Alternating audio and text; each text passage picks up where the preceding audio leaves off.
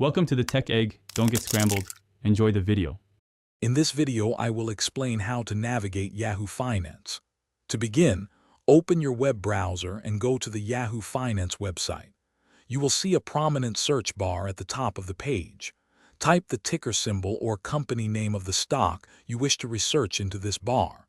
For example, type Apple for Apple or Microsoft for Microsoft Corporation.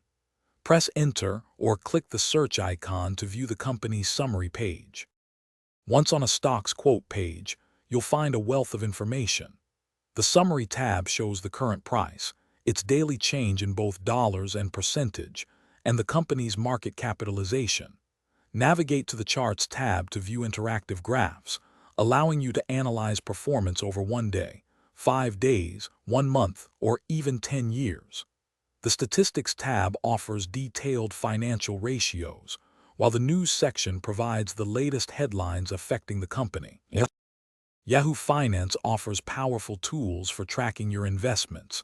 You can create multiple watch lists to organize stocks you are following, perhaps by sector or investment strategy.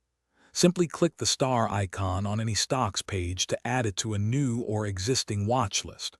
For a more in-depth view, set up a portfolio. Here, you can input the number of shares you own and your purchase price, allowing the platform to calculate your gains or losses and overall portfolio performance. For deeper analysis, Yahoo Finance provides advanced tools.